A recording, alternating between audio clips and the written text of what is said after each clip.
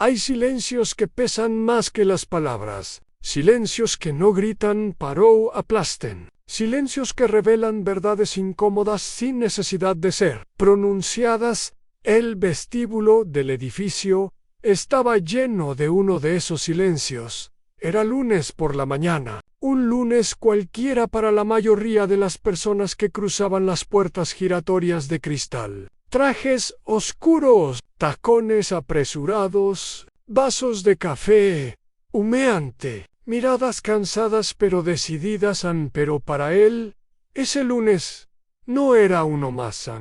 El hombre se detuvo apenas un segundo antes de entrar. No por duda, no por miedo, sino por costumbre. Había aprendido, desde muy joven, que los lugares imponentes siempre exigían una pausa previa, una respiración profunda, una preparación mental. El edificio se elevaba frente a él como una fortaleza moderna de acero y vidrio. 50 pisos. Un logo minimalista en letras plateadas. Un nombre que él conocía mejor que nadie.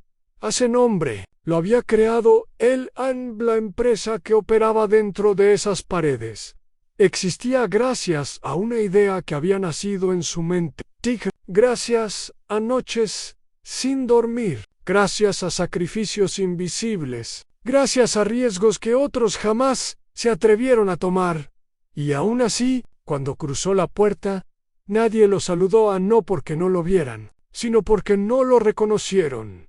El guardia de seguridad levantó la vista lentamente. Lo observó de pies a cabeza, un segundo de más de lo necesario. Luego habló. «Disculpe, señor», dijo con voz firme, ensayada. «¿A dónde se dirige?» El hombre sonrió con cortesía. «Voy a la oficina ejecutiva», respondió con calma. «Tengo una reunión». El guardia frunció el ceño. «¿Tiene identificación?» El hombre asintió. Metió la mano en el bolsillo interior de su saco. Sacó una tarjeta negra elegante, con letras sobrias.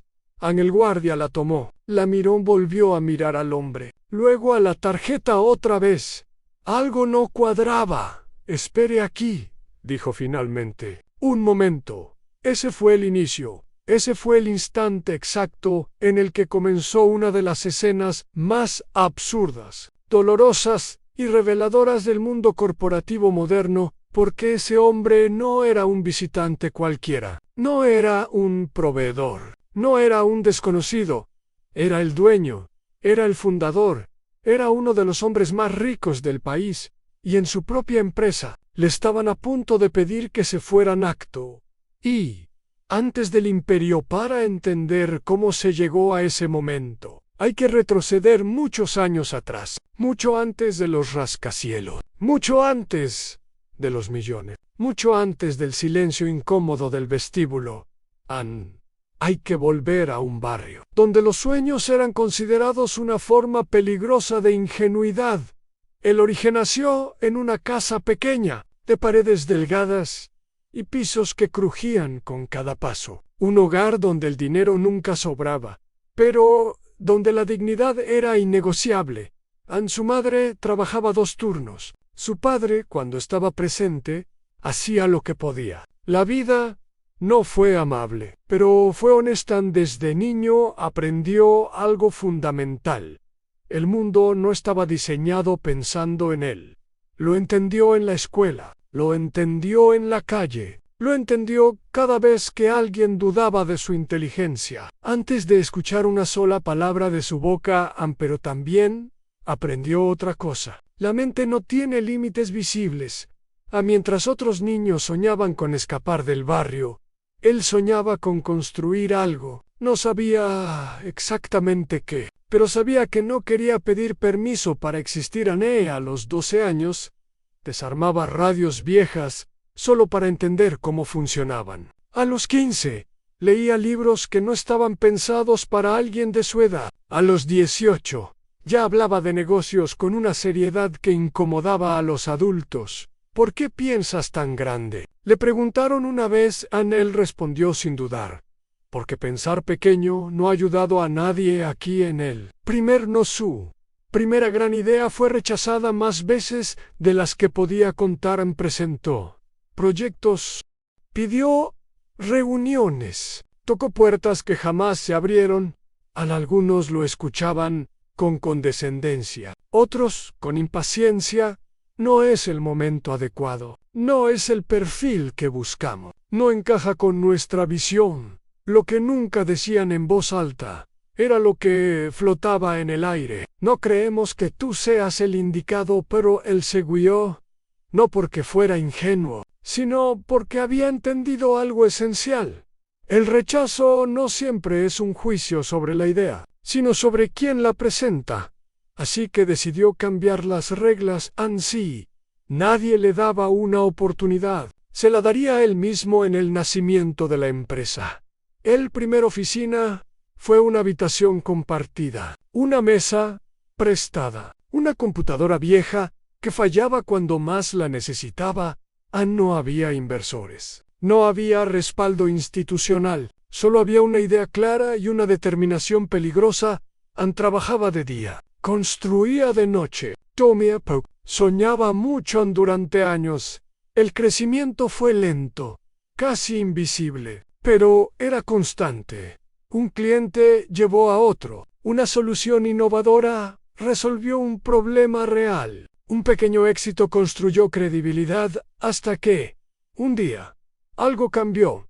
Un contrato importante, luego otro, y otro más. La empresa dejó de ser una apuesta improbable y empezó a ser una amenaza para los grandes. Ahí fue cuando empezaron a mirar. Cuando el éxito incomodaba con el crecimiento, llegó el reconocimiento, pero no como él lo esperaba. En entrevistas, rara vez lo enfocaban a él. En reuniones, asumían que era el asistente. En eventos, lo felicitaban por estar ahí, pero los números no mentían. La empresa crecía. Los ingresos se multiplicaban. La innovación era innegable. Y con cada nuevo logro, la pregunta no formulada se hacía más incómoda. ¿Cómo llegó hasta aquí? La decisión de dar un paso atrás años después, cuando la empresa ya era un gigante, él tomó una decisión estratégica. Contrató ejecutivos experimentados. Delegó operaciones. Confió no por debilidad, sino por visión. Quería que la empresa sobreviviera incluso sin su presencia constante. Quería institucionalizar el éxito desde afuera. Parecía el movimiento correcto desde adentro. Algo empezó a torcerse.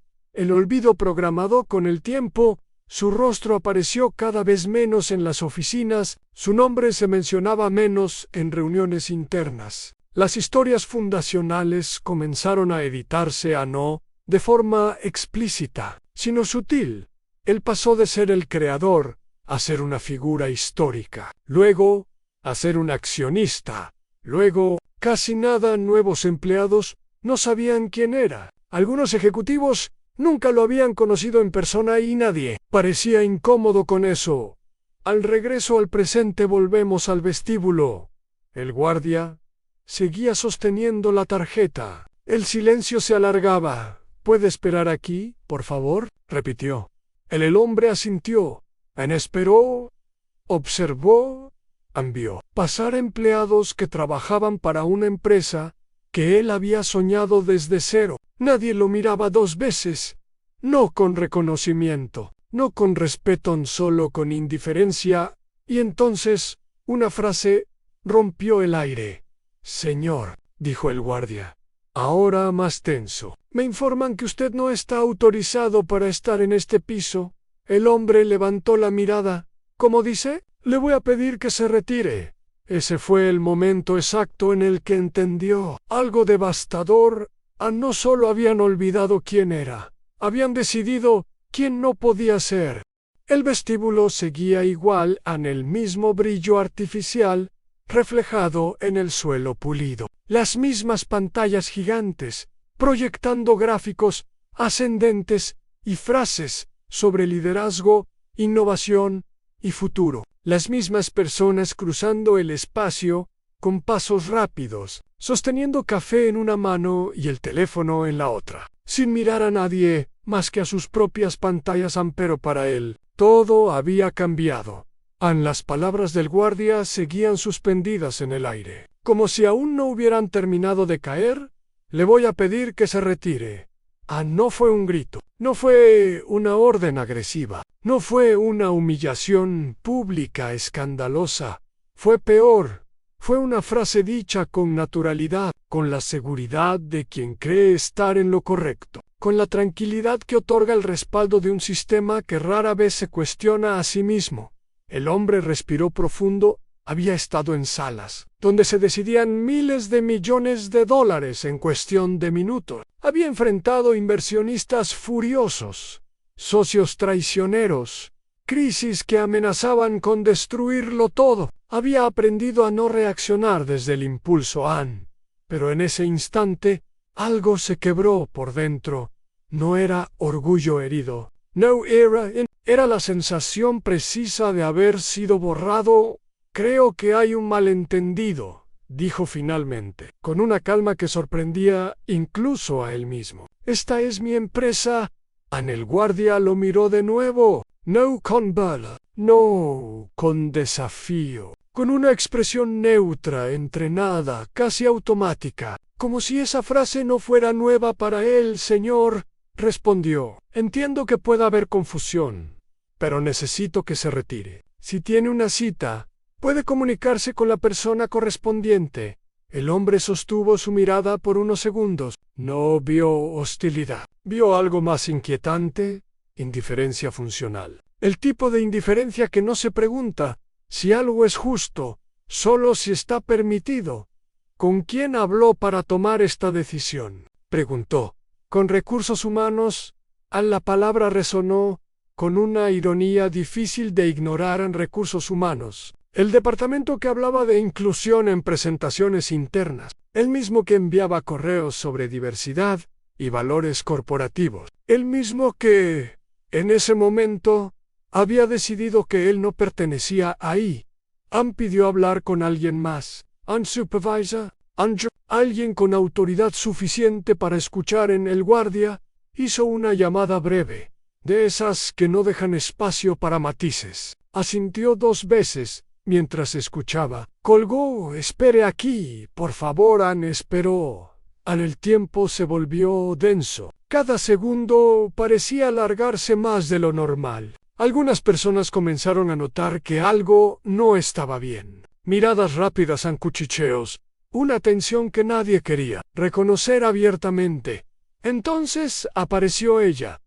Caminó desde el fondo del vestíbulo con paso firme. Traje perfectamente ajustado, identificación visible, seguridad en cada movimiento. La clase de persona que está acostumbrada a resolver problemas sin cuestionar demasiado su origen. Buenos días, dijo, sin mirarlo directamente. ¿Qué sucede aquí?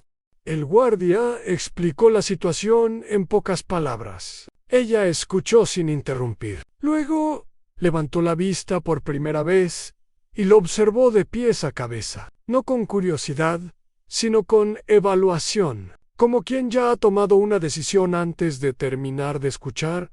Señor, dijo, esta es un área restringida. ¿Puede decirme su nombre completo? Él lo hizo. Ella frunció el ceño, no porque el nombre le resultara familiar, sino porque no le decía nada. Sacó su teléfono, tecleó rápidamente. Su expresión no cambió. No aparece en el directorio interno, afirmó. ¿Tiene una identificación corporativa válida? Él le mostró la tarjeta negra, sobria, elegante. Ella la miró apenas un segundo. Esto no es suficiente, dijo. Tendrá que retirarse del edificio. Los ascensores seguían abriéndose y cerrándose a pocos metros. Personas entraban y salían sin problema alguno. Para todos ellos, el acceso estaba garantizado. Para él, parecía no existir.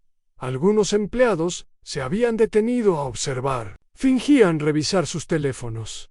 Pero la escena los tenía atrapados. Nadie intervenía. Nadie preguntaba nada, porque intervenir implicaba riesgo. Y el mundo corporativo no recompensa a quienes dudan del protocolo. Él sintió entonces algo que no esperaba, no rabia, no vergüenza, una claridad absoluta. Comprendió que no se trataba de un error puntual, ni de una confusión administrativa. Era el resultado lógico de años de decisiones ginajachivaus, egitadaus, de una historia contada sin él. Ann sacó su teléfono con calma. Ann marcó un número.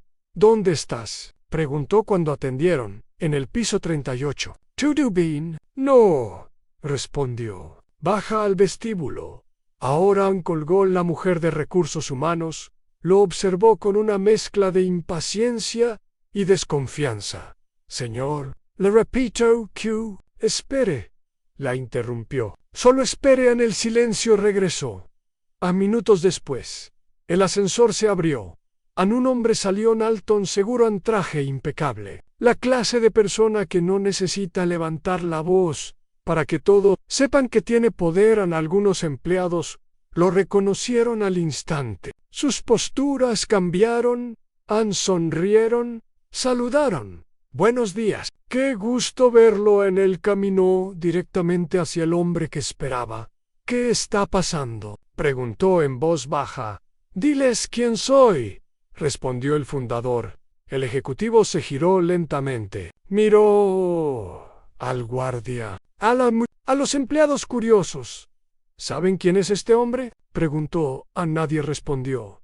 Es el fundador de esta empresa, dijo. El principal accionista. La razón por la que este edificio existe en el efecto fue inmediato. La mujer palideció. El guardia abrió los ojos con sorpresa genuina. Algunos empleados desviaron la mirada.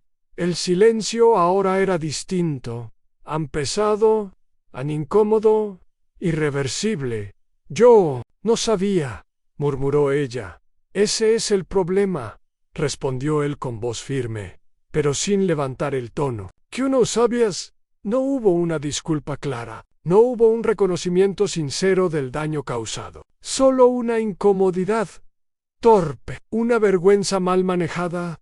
Pueden retirarse, ordenó el ejecutivo al personal de seguridad. El guardia dudó apenas un segundo. Luego obedeció. Las puertas del ascensor se abrieron de nuevo. Esta vez, para él, entró dentro del ascensor. Nadie habló. El reflejo de las paredes de acero mostraba rostros tensos, pensamientos no dichos, preguntas que nadie se atrevía a formular cuando las puertas se cerraron. El fundador rompió el silencio. ¿Cuándo fue la última vez que se contó la historia real de esta empresa?, preguntó. El ejecutivo respiró hondo. Hace mucho tiempo, admitió. Dime algo, continuó. Si yo no hubiera llamado, ¿qué habría pasado? El ascensor siguió subiendo. Nadie respondió, y en ese silencio quedó claro que lo ocurrido en el vestíbulo no era el final de nada, era apenas el comienzo. Cuando el ascensor se detuvo, nadie se movió de inmediato. Las puertas se abrieron lentamente, revelando un piso silencioso, elegante, diseñado para que cada detalle transmitiera poder y control. Alfombras gruesas que amortiguaban los pasos, vidrios polarizados, oficinas amplias, casi ceremoniales. Era el corazón de la empresa, el lugar donde se tomaban las decisiones que afectaban a miles de personas, sin que esas personas supieran jamás quién las había tomado. El fundador fue el primero en salir. Caminó despacio, no por inseguridad, sino porque estaba observando, reconociendo, comparando. En cada pared, cada logo, cada sala, llevaba la huella de una visión que alguna vez fue suya, pero que ahora parecía haber sido reinterpretada por otros. Algunos empleados levantaron la vista al verlo pasar. No sabían quién era, pero algo en su presencia los incomodaba. No era un visitante común. No caminaba como alguien que pide permiso. Caminaba como alguien que espera ser obedecido, aunque nadie supiera por qué. El ejecutivo que había bajado por él lo alcanzó. La junta ejecutiva está reunida, dijo. ¿Puedo anunciarlo? No, respondió el fundador. Vamos a entrar. ¿No fue una orden?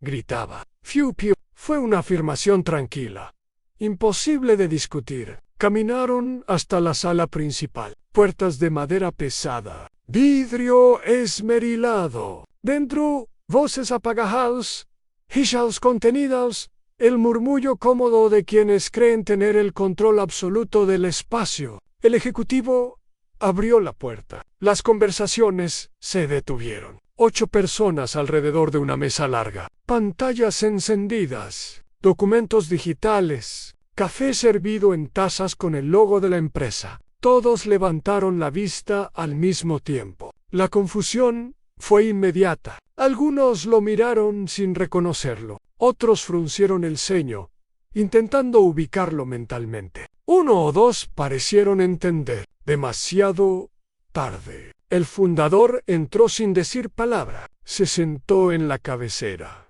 Ese simple gesto cambió la temperatura de la sala. Creo que estamos todos, dijo finalmente en continuemos. Nadie habló. El director general carraspeó. No sabía que vendría hoy, dijo, midiendo cada palabra. Si nos hubiera avisado. No vine como invitado, respondió. Vine como lo que soy. Hay silencio. En el fundador apoyó las manos sobre la mesa. Hoy intenté entrar a mi propia empresa, dijo. Me pidieron que me fuera. Algunos bajaron la mirada. Otros se removieron incómodos en sus sillas. Nadie lo negó. Quiero entender algo, continuó. Cuando decidieron que yo ya no era parte de esta historia. Eso no es justo, intervino alguien. Su legado siempre se menciona. Él giró lentamente la cabeza. No soy un retrato en la pared. Estoy vivo. El director general intentó retomar el control. Lo que pasó abajo fue un error operativo, dijo. Un problema de protocolos. Nada. El fundador lo miró fijamente. Los errores operativos no se sostienen durante años, respondió. Los sistemas, sí. Se inclinó hacia adelante. Quiero ver los archivos de capacitación, los materiales de inducción, las presentaciones institucionales. ¿Paracha?, preguntó alguien, para ver en qué momento desaparecí. Nadie respondió. La pantalla más grande de la sala se encendió. Un asistente, nervioso, comenzó a proyectar documentos, videos de bienvenida, presentaciones corporativas, historias oficiales de la empresa. El fundador observaba en silencio. Pasaron diapositivas, años condensados en gráficos, crecimiento, expansión, innovación. Su nombre no aparecía. Ni una. Detén eso, dijo. La pantalla se congeló. ¿Se dan cuenta de lo que han hecho? No solo me borraron a mí, borraron el mensaje. ¿Qué mensaje?, preguntó alguien, casi a la defensiva. Que esta empresa nació rompiendo reglas, respondió. Que fue creada por alguien a quien el sistema no esperaba. Que el poder no siempre viene del lugar correcto, ni del color correcto, ni del apellido correcto. En mi ausencia, construyeron algo eficiente. Continuó, rentable, admirable, desde afuera. Pero el director general intentó hablar, pero él lo interrumpió. Cuando una empresa olvida quién la fundó, dijo, empieza a decidir quién merece entrar y quién no. Y hoy, esa decisión se tomó sin duda. Miró a cada uno por uno. Quiero una auditoría completa. Quiero entrevistas internas. Quiero saber cuántas veces alguien fue detenido, cuestionado o ignorado por no encajar. Eso podría generar problemas legales, advirtió alguien. Los problemas ya existen, respondió. Solo no los han querido ver. Tienen 48 horas, dijo. Después de eso, esta empresa va a cambiar. Con o sin ustedes. Salió de la sala. Nadie lo siguió. Nadie se atrevió. En los pasillos, el murmullo comenzó casi de inmediato. Mensajes urgentes. Correos enviados con lenguaje cuidadosamente neutro. Llamadas cerradas con puertas. Abajo, en el mismo vestíbulo, donde todo había empezado, el guardia seguía en su puesto. Vio al hombre salir del ascensor otra vez. Esta vez, nadie lo detuvo, pero ya era demasiado tarde para fingir que no había pasado nada, porque cuando alguien entra a su propia casa y le dicen que se vaya, no es una confusión, es una revelación. Esa misma tarde, el edificio parecía respirar distinto. No había alarmas, no hubo comunicados oficiales inmediatos, no se activó ningún protocolo visible. Sin embargo, algo invisible había comenzado a desplazarse por los pasillos, por las oficinas cerradas, por los mensajes internos enviados con prisa y borrados antes de ser respondidos. El fundador no regresó a su oficina privada, no llamó a su chofer, no se fue a casa. Se sentó en una sala pequeña, discreta, lejos de los ventanales y de las vistas privilegiadas. Una sala que antes había sido un espacio técnico, sin estatus. Ahí pidió café. Ahí pidió silencio. Pidió, sobre todo, información. A los primeros correos llegaron 1 hora después. No eran oficiales. No tenían membretes ni firmas completas. Eran mensajes escritos con cuidado, con temor, con una honestidad que solo aparece cuando alguien cree que por primera vez, tal vez, sí será escuchado. Esto no es nuevo, ha pasado antes, no solo con usted. Gracias por decirlo en voz alta. El fundador los leyó uno por uno. Cada mensaje era breve. Ninguno era exagerado, ninguno sonaba inventado, y juntos formaban algo inquietante, un patrón. Empleados que habían sido detenidos en el vestíbulo, consultores confundidos con personal de limpieza, directivos externos, ignorados hasta que alguien blanco, más joven, o con un cargo visible, hablaba por ellos. No eran anécdotas aisladas, era cultura. Pidió los nombres de quienes quisieran hablar. No prometió protección absoluta. No prometió consecuencias inmediatas, solo prometió escuchar a la lista. Creció rápido, demasiado rápido. A la mañana siguiente, las entrevistas comenzaron no en oficinas lujosas, no en salas de juntas, en espacios neutros, sin grabadoras visibles, solo una mesa, una puerta cerrada. A la primera en entrar, fue una mujer que llevaba más de 10 años en la empresa inteligente. Precisa había ascendido lentamente, siempre un paso detrás de colegas menos preparados, pero mejor encajados. Nunca pensé que esto importara, dijo, hasta que empezó a importar todos los días.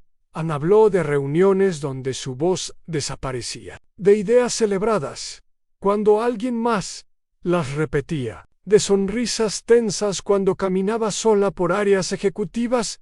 No es odio, aclaró. Es algo, es normalidad. Luego entró un hombre joven, contratado hacía poco, talentoso, ambicioso. Pensé que era yo, confesó, que no estaba listo, que exageraba. Contó cómo lo habían detenido 3 veces en el mismo mes, siempre con educación. Siempre con una excusa distinta. Nunca me dijeron que no pertenecía, dijo. Me lo hicieron sentir. Las historias se repetían con variaciones mínimas.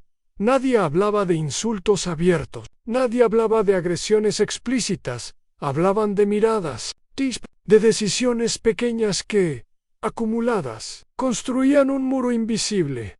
El fundador escuchaba sin interrumpir a nada. A veces cerraba los ojos, a veces tomaba notas. Nunca justificaba al mediodía. Pidió un informe preliminar en recursos humanos, envió documentos cuidadosamente redactados, lenguaje pulido, estadísticas generales, gráficos que parecían demostrar equilibrio. Él los leyó con atención. Luego pidió los datos sin filtrar, en silencio. 2 horas después, los datos llegaron y con ellos la confirmación. La diversidad estaba en los números de ingreso, no en los ascensos, no en los espacios de poder, no en las decisiones finales. El fundador cerró el archivo y miró por la ventana. Ann, durante años, había creído que retirarse era un acto de confianza, que dejar la empresa en manos profesionales era permitirle crecer sin él, que el sistema se corregiría solo en se había equivocado en esa noche. Algunos ejecutivos se reunieron sin él. No lo llamaron conspiración, lo llamaron gestión de riesgos. Esto puede salirse de control, dijo uno. La prensa no puede enterarse, dijo otro. Hay que proteger la marca, repitieron varios. A nadie mencionó a las personas, solo al logo.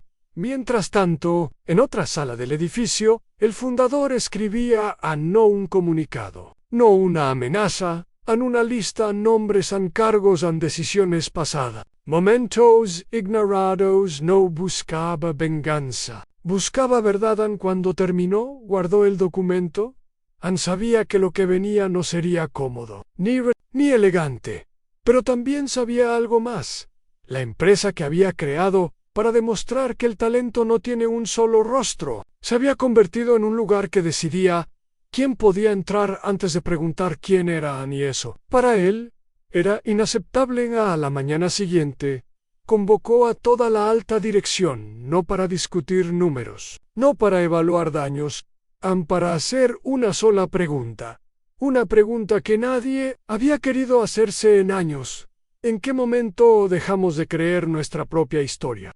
La sala estaba llena antes de la hora acordada, no porque todos quisieran estar ahí, sino porque nadie se atrevía a no estarlo. Los miembros de la alta dirección ocupaban sus lugares en silencio. Algunos revisaban documentos que ya conocían de memoria, otros fingían leer correos que no decían nada nuevo. Había una tensión contenida, densa, como si el aire mismo supiera que algo irreversible estaba a punto de ocurrir. El fundador entró sin anunciarse. No llevaba papeles visibles, no llevaba presentaciones, no llevaba prisa. Caminó hasta el frente de la sala y se quedó de pie. No tomó asiento. No voy a mostrar gráficos, dijo. No voy a hablar de métricas. Tampoco voy a acusar a nadie. Oigan, algunos respiraron con alivio. Fue breve. Solo quiero que escuchen. Hizo una seña discreta hacia la puerta.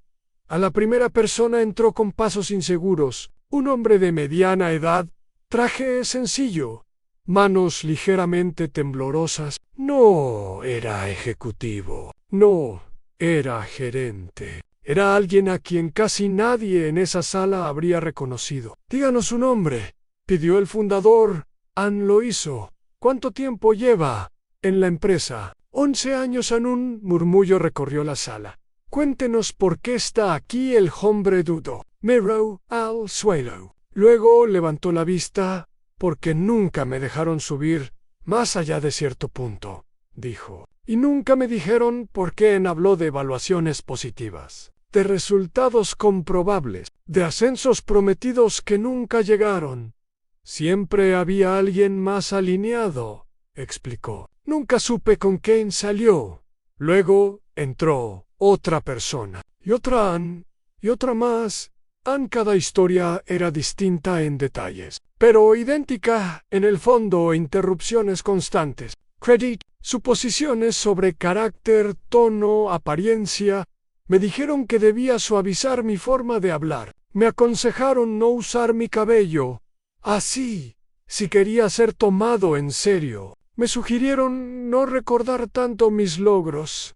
A la sala ya no estaba en silencio por cortesía, estaba en silencio por incomodidad. Algunos ejecutivos evitaban cruzar miradas, otros tomaban notas frenéticamente, como si escribir pudiera absolverlos.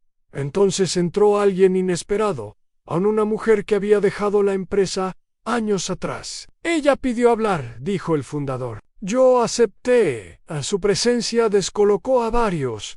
Renuncié porque entendí que no había lugar para mí aquí, dijo sin rodeos. No porque no pudiera hacer el trabajo, sino porque no querían verme hacerlo. Contó cómo, después de irse, había prosperado en otra compañía. cómo su carrera despegó cuando dejó de tener que justificar su existencia.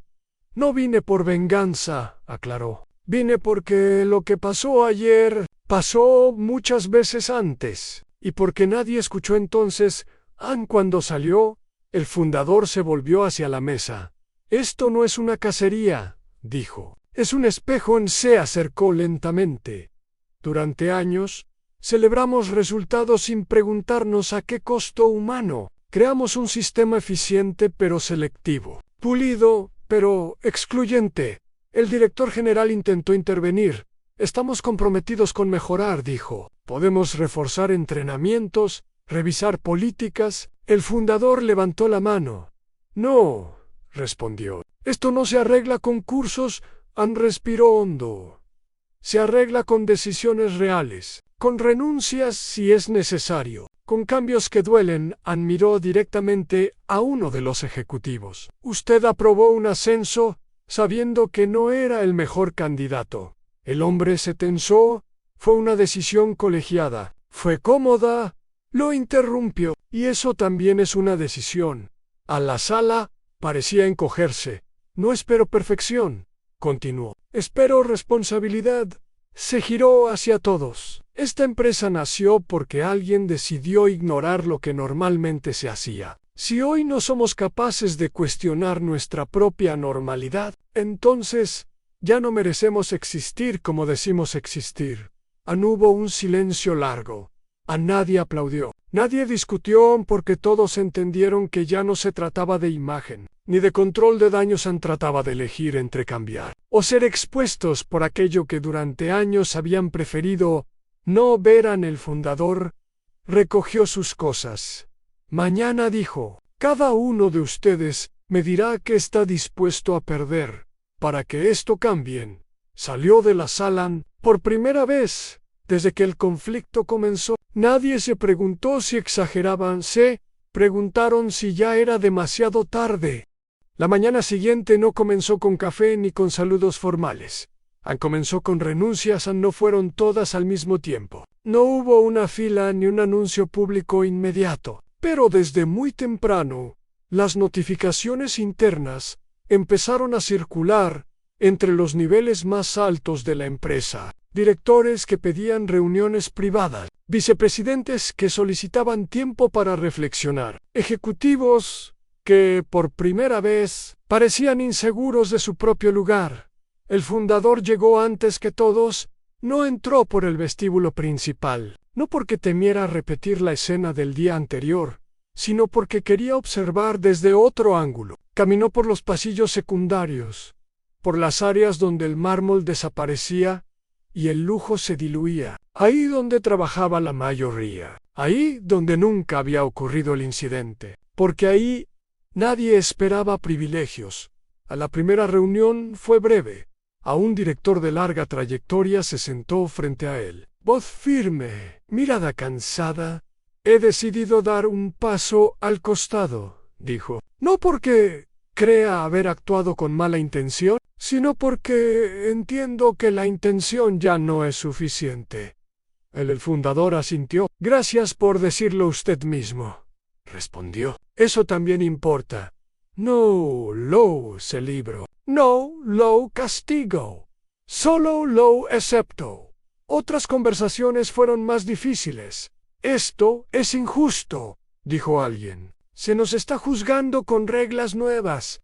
No, respondió el fundador. Se les está pidiendo que miren reglas viejas que nunca cuestionaron. Algunos se defendieron con datos, otros con logros pasados. Unos pocos con silencio. Para el mediodía. 3 cargos clave habían quedado vacantes.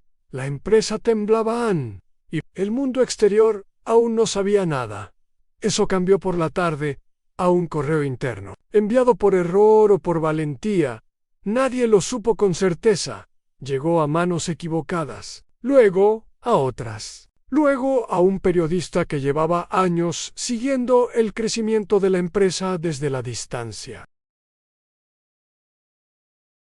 La historia explotó sin previo aviso, titulares cuidadosos al principio. Luego, más directos, luego imposibles de ignorar. Un fundador es expulsado de su propia empresa. Crisis interna por denuncias de exclusión sistemática. El costo oculto del éxito corporativo. Las acciones reaccionaron con nerviosismo. Los socios llamaron. Los analistas opinaron sin contexto dentro del edificio. El ambiente era irreal. Algunos empleados sentían miedo. Otros, alivio. Otros, una esperanza cautelosa que no se atrevían a nombrar. El fundador convocó a una reunión general, no presencial, no en un auditorio, por transmisión interna, a miles de rostros en pequeñas pantallas, miles de personas escuchando sin respirar. En él apareció sin fondo corporativo, sin quion visible, sin promesas exageradas. No voy a defenderme, dijo. Los hechos ya hablan. Hizo una pausa. Hace años decidí confiar en que el sistema funcionaría solo, que la empresa que construimos, con una idea de igualdad, se mantendría fiel a ella, sin vigilancia. Me equivoqué. Algunos bajaron la mirada. Otros asentían en silencio. No todos fallaron, continuó, pero muchos callaron. Y el silencio también construye cultura. Respiró profundo. Hoy no anuncio un cambio de imagen, anuncio un cambio de poder. La frase recorrió la transmisión como una descarga eléctrica. Habrá nuevas reglas, no escritas por consultores externos, escritas por quienes viven aquí cada día. Habrá rendición de cuentas real, habrá ascensos transparentes, y habrá consecuencias. No sonaba a discurso motivacional, sonaba a decisión tomada. Algunos se irán, otros crecerán, y todos tendremos que aprender de nuevo. Cerró con una frase simple. Esta empresa no vuelve a pedirme que me vaya, y tampoco volverá a decirle eso a nadie. Más. En la transmisión terminó en el silencio posterior. Fue largo, pero ya no era un silencio cómodo. Era un silencio que anunciaba movimiento. Esa noche, mientras el edificio se vaciaba, el fundador permaneció solo en su oficina. No la más grande, no la más visible, la original, la primera que había tenido años atrás y que aún conservaba casi olvidada. En un piso intermedio se sentó, apagó la luz por primera vez desde el incidente.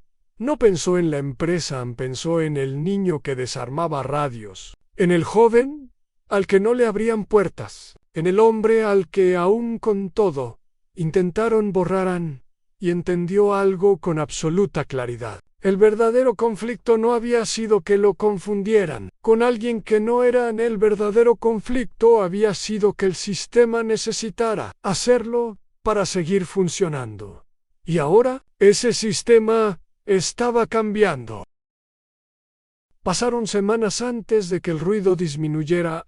No porque la historia se hubiera olvidado, sino porque dejó de ser solo un escándalo y empezó a convertirse en algo más complejo, en un proceso, un ajuste lento, incómodo, visible, desde fuera y profundamente personal. Desde dentro la empresa ya no era la misma, y nadie fingía que lo fuera. Las primeras decisiones fueron pequeñas, casi invisibles para el público, pero enormes para quienes vivían ahí. Cambiaron los comités de evaluación, se abrieron procesos que antes eran cerrados, se revisaron promociones pasadas con una honestidad que dolía, no para humillar sino para entender a algunos empleados. Por primera vez, fueron llamados a reuniones donde no se les pedía justificar su presencia, sino compartir su visión. Otros descubrieron que el techo que creían natural no lo era tanto, que había sido construido pieza por pieza, por hábitos heredados y nunca cuestionados. Hubo errores, hubo retrocesos. Hubo días en los que el cansancio parecía ganar, pero algo había cambiado de forma irreversible. Ahora se hablaba de ello. El fundador caminaba por el edificio, sin anunciarse. A veces lo reconocían, a veces no, y ya no importaba de la misma manera. Se detenía a escuchar conversaciones casuales, a observar dinámicas, a notar quién hablaba y quién era interrumpido. No intervenía siempre. Solo cuando era necesario. Un día, una joven se le acercó en el pasillo.